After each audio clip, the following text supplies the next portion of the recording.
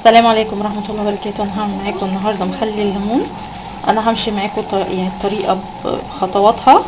انا اول حاجة انا معايا هنا مية مغلية، ومعايا هنا ليمون انا غسلاه كويس جدا بمية بخل. انا قعدت في مية بخل علشان يطلع الرواسب اللي موجودة فيه والاتربة. وغسلته كويس وصفيته. ومعايا هنا مية بتلج. انا هنا هفضي الليمون بتاعي كله في المية المغلية. بسم الله الرحمن الرحيم. هحطه كله.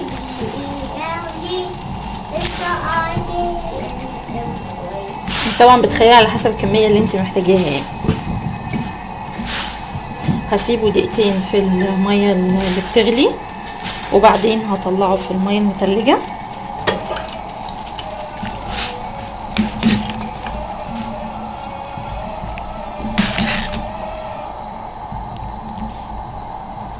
زي ما احنا شايفين كده هسيبه يغلي شويه، هما دقيقتين بالظبط، وبعد كده هطلعه.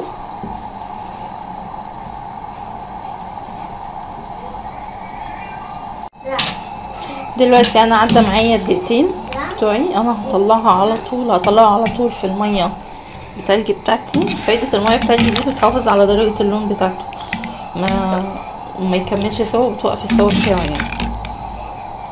زي ما احنا شايفين.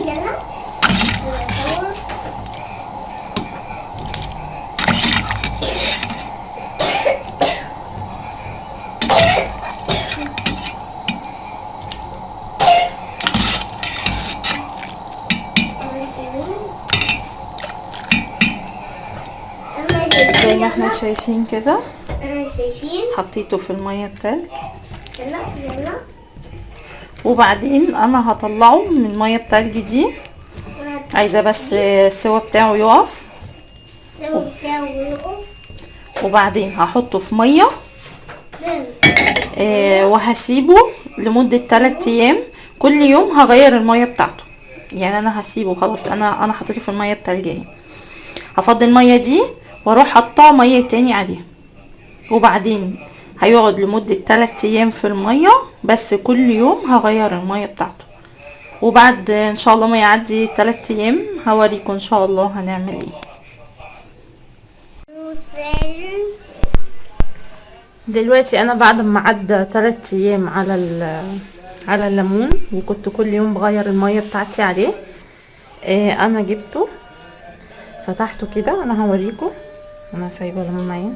هجيبه كده من فوق واروح ماسكاه مقطعاه كده عشان اقدر احط الحشوه بتاعتي فيه.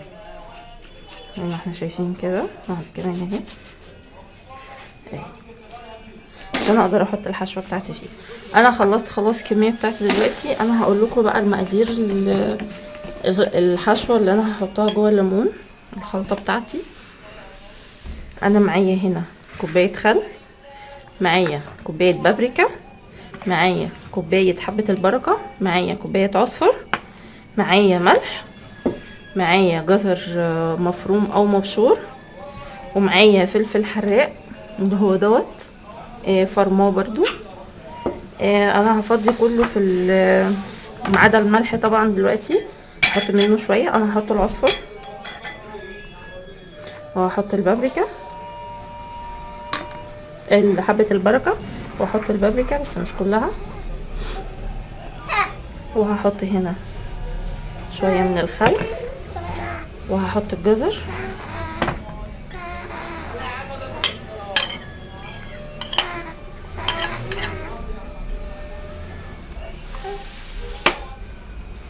وهحط الفلفل بتاعي،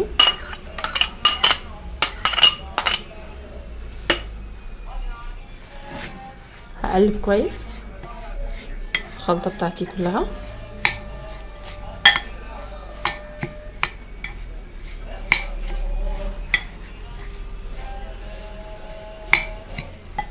هقلبها كويس جدا،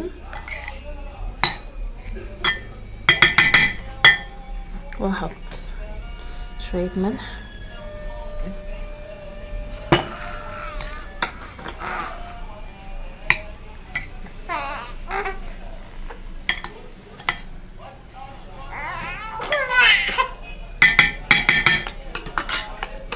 وبعدين همسك الليمونه بتاعتي كده افتحها وهاخد شويه بالمعلقه وهضغط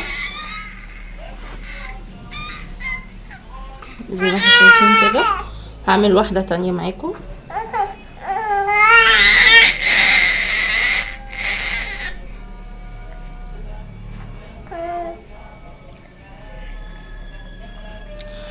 هعمل واحده كمان هوريكم. بس يا بيبي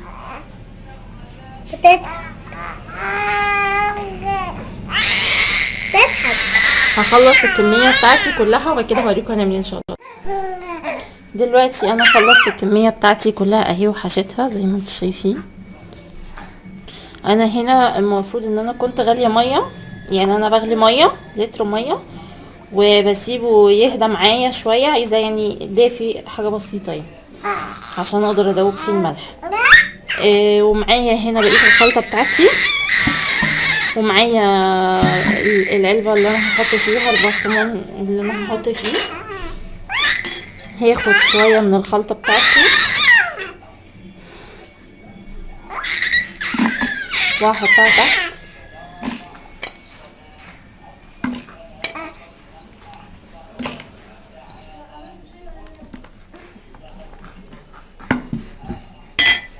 وبعدين هاخد الليمون بتاعي هرصه في العلبه زي ما احنا شايفين كده.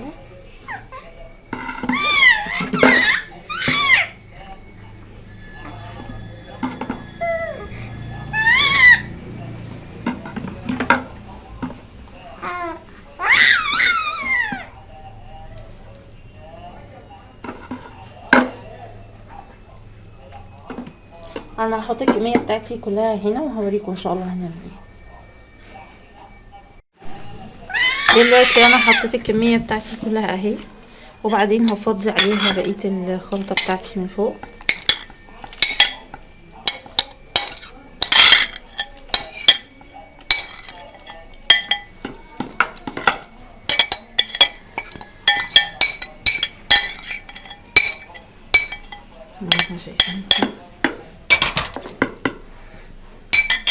وبعدين هجيب الميه اللي هي الدافيه بتاعتي، هحط الملح عليها ادوبه.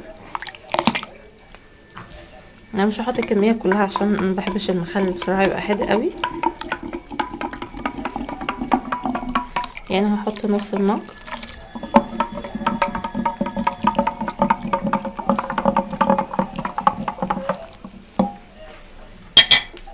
وبعدين قبل ما افضي الميه انا هفضي كوبايه الخل الباقي من الخل عندي وكوبايه عصير الليمون، وبعدين هفضي الميه بتاعتي لحد لما تغطي الليمون بتاعي.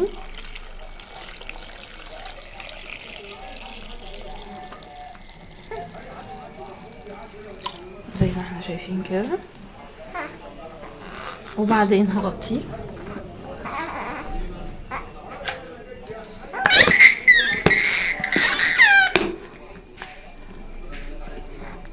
كويس. وبعدين هفتح عليه بعد اسبوع ان شاء الله هشوفه استوى هناكل منه على طول. ما استواش هنقعده يوم او يومين كمان وبعدين هنبتدي ناكل منه بقى ان شاء الله. وبألف هنا وشفا، ويا ريت يكون الفيديو عجبكم. ما تنسوش لو عجبكم تعملوا شير ولايك واشتراك في القناه. سلام عليكم.